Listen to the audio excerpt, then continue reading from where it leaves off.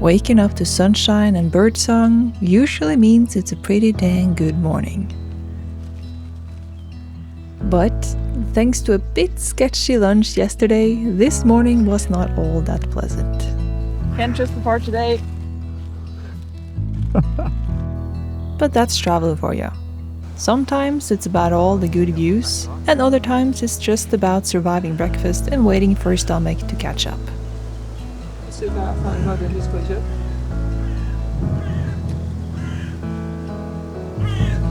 Ja. Det må vi huske å kjøpe.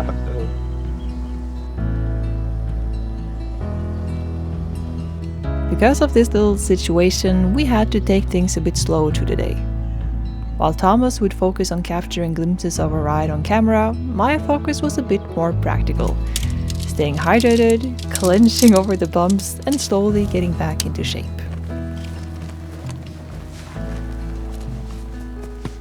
Not every day on the road is smooth, but I suppose that's part of the adventure. Expect the unexpected and keep moving north.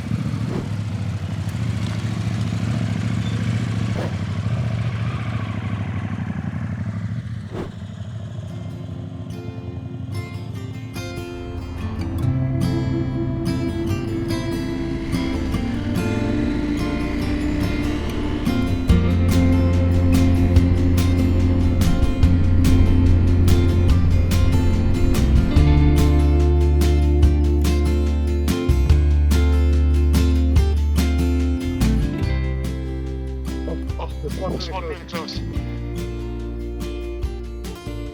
Only one's missing the Santa Claus.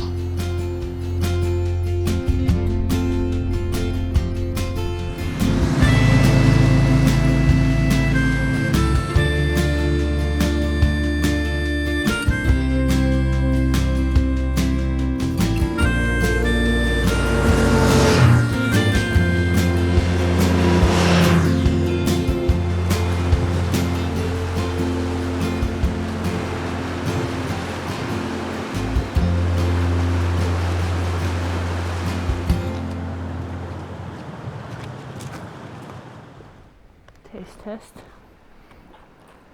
Nå skal vi over den sånn her Rapparfjorddalen. Det ser ganske fint ut. Nå skal vi ned til Skaidi. Ja.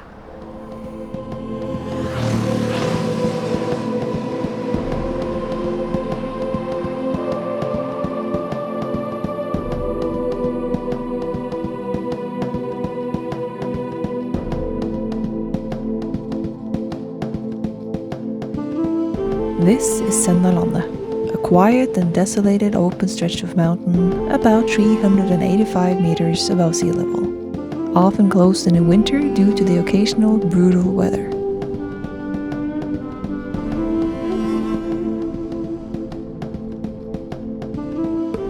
As we rode across, we noticed how many of the birch trees looked bare and damaged, something we would continue to spot in different areas all over Finnmark.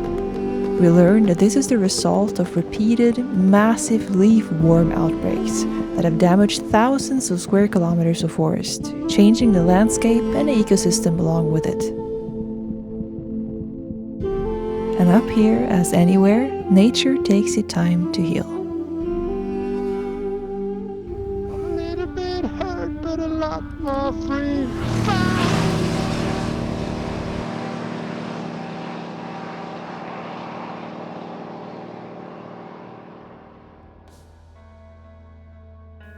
Descending from the mountain pass, we rolled into Olderfjord. From here you can turn left toward North Cape or right toward Kirkenes. Or if you take a left and then another left, you end up on Norway's northernmost national scenic route, the road to Havøysund.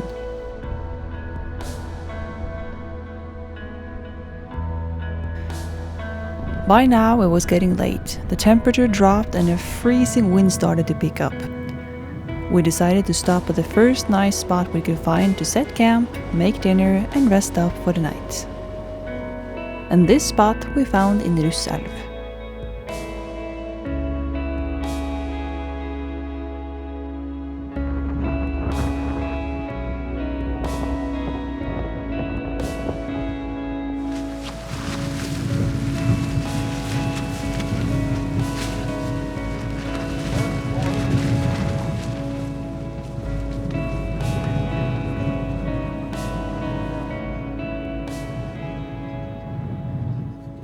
perfect little spot for dinner.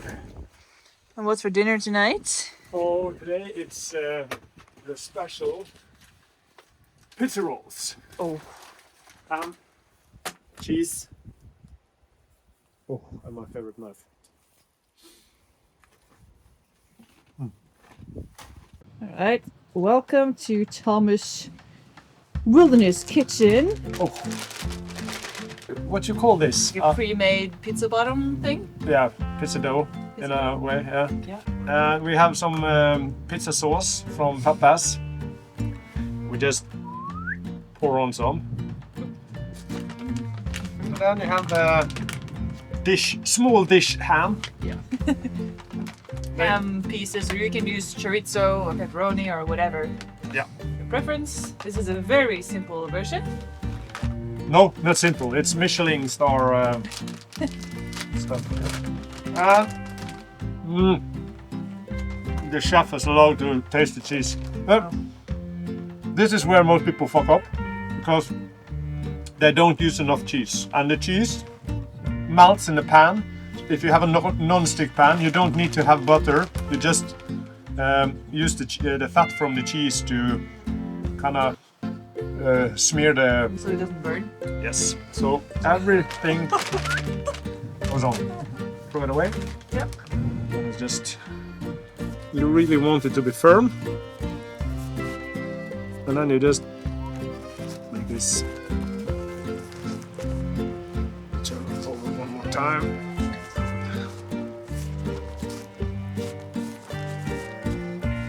Now we just do slices, small slices. To make sure they cook through. Right? Yeah.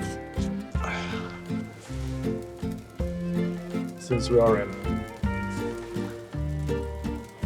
Of course, the middle will be more hot than the side, so we just change between them when they start to boil or cook. And when you get them to be a little bit crusty, you just turn them around. And yeah, that was a little bit too much, but.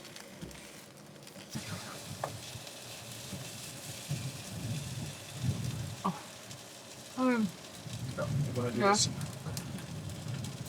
So simple and so freaking good. Well.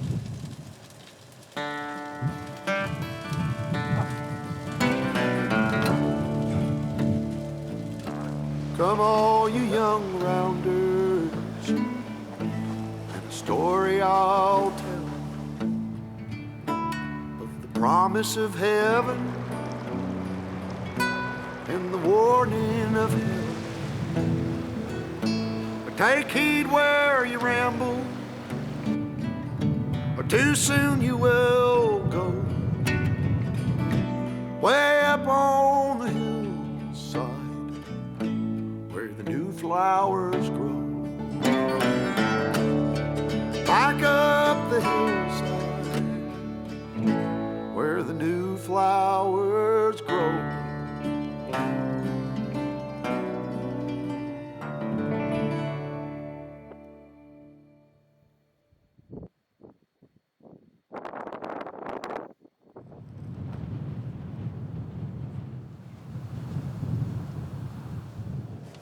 What do you have there? This is a local coffee from Bunnpris Steinfossen. I thought it was a nice thing, so I wanted to test it out. It started with the fish trip, and they had to find a perfect morning coffee, so let's try and see if they have found it.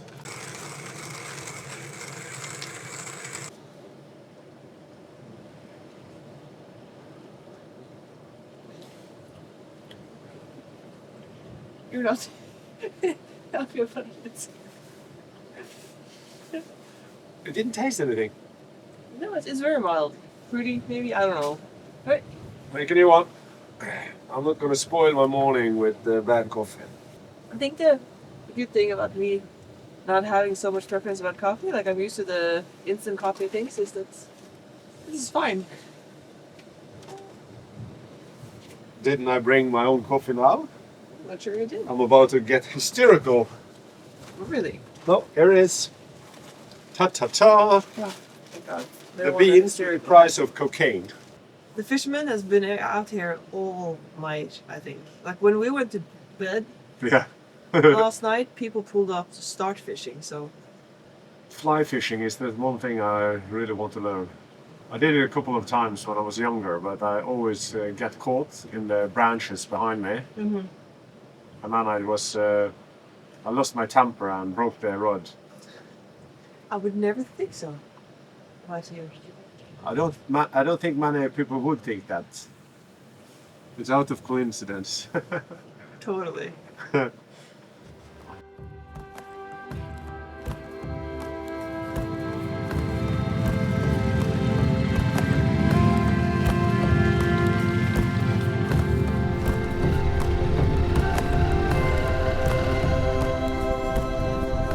The road out to Havøysund is one of those roads that just feels special. It winds through a mix of rocky, open terrain for 67 kilometers, the Arctic Ocean on one side and rough cliffs with fascinating rock formations on the other.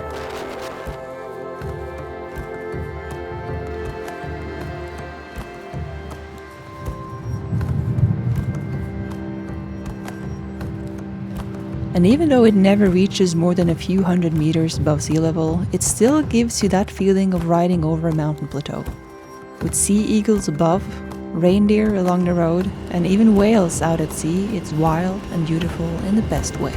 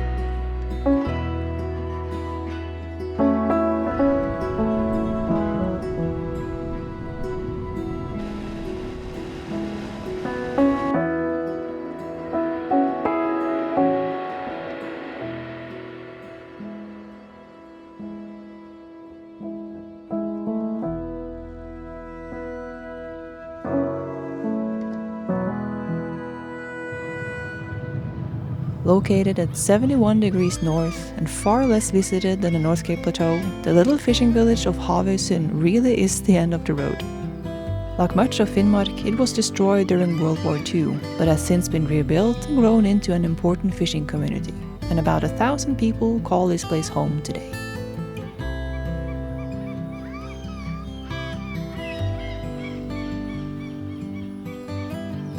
Several fish processing facilities operates here, from freezing and filleting to salting and fish oil production. And just above the village sits Havøysund Wind Park, the world's northernmost wind farm. That's irony. Thomas finds this so uncomfortable to make a selfie video when there's other people around. But farting fucking everywhere, that's no problem, is it? That's natural. Yeah. Yeah, blame that. Well, everyone does it. Anyway, we have arrived in Havøysund, just eating some lunch and heating up a little bit. It's quite chilly. It's cool. It's 10 degrees outside. Yeah. And the next kind of place you can stop and actually... The next place there's a store is like over an hour away. Yeah. On the way back, so... We're just gonna stop and make some more pictures, enjoy our return, and then we make a left at the end of the road and fly towards North Cape. Yep. Yep, that's the plan. That's a good plan, actually. Yeah. Let's enjoy the ride back as well.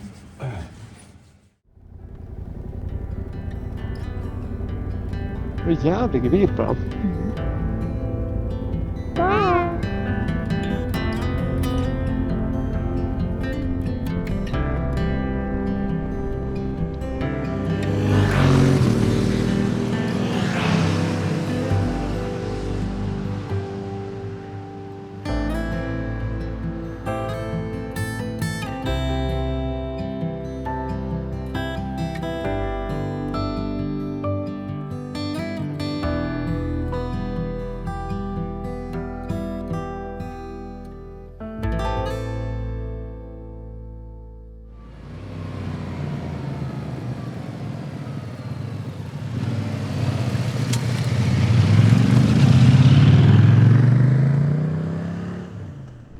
Alright, North Cape next, and we even found the blue skies.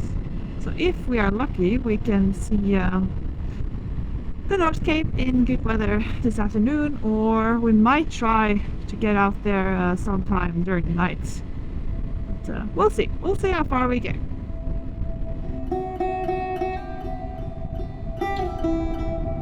Believe it or not, riding out to the North Cape wasn't even part of our original plan. But when you're this close and the weather's this good, it's pretty hard to ignore. It's not every day we find ourselves this far north, and both Thomas and I have only been here once before, and there's something about this place. Maybe not so much about the location itself, but what it represents. For so many travelers from all over the world, by motorcycle or car, bicycle, on foot or by boat, North Cape has been the ultimate destination.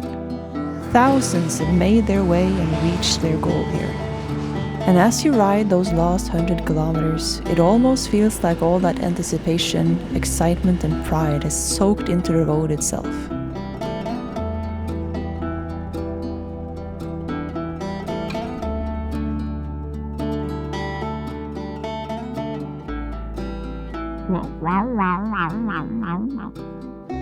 Har både hoene og hannene blitt hvite? Nei. Det ser sånn ut. Nei, det er noe baller på alt det her. It's a strange thing to say.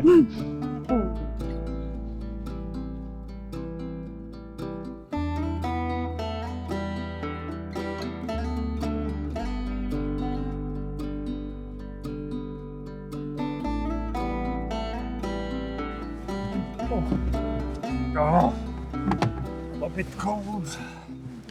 Someone doesn't want to jump and dance to get their warmth. Jesus. So, Christ, it's cold. So we just reached Honningsvåg.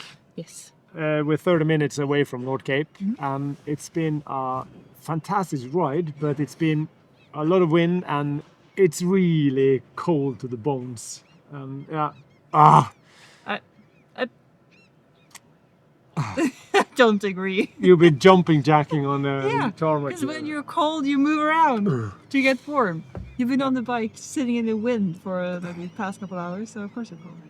Yeah, so we're just gonna try to wait out a little bit because we know some of the fog is gonna clear in the next hour or so, and hopefully we will get blue sky and a little bit less wind, because there's it's probably like this everywhere, but when the sun started to settle at the evening, it gets a little bit windy and then it just cools off and it becomes completely Clear. still. Yeah, so really hope that we will lose the wind before we reach the North Cape plateau. That would be nice. Yeah. But anyway, we're going to continue out there today, and just gonna spend the evening there and probably wild camp later tonight on the way back. Yep. Yeah. Good plan. Good. Now I need to get warm. Jump.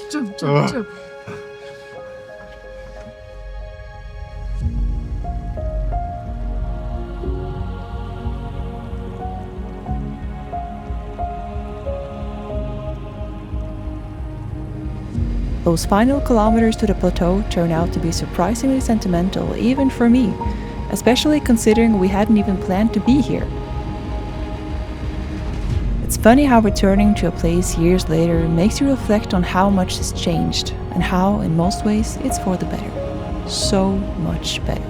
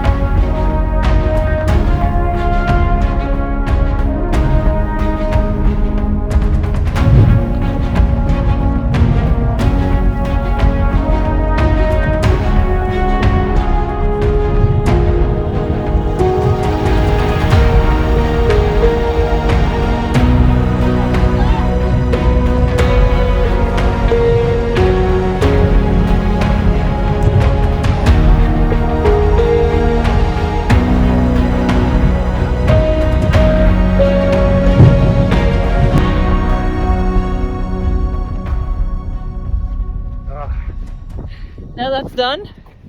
It's freaking cold. Freezing. So yeah, we're gonna try to find somewhere to camp for the night, somewhere close to here, I think. Yeah. And yeah, we'll see you guys again tomorrow. Bye. Ciao.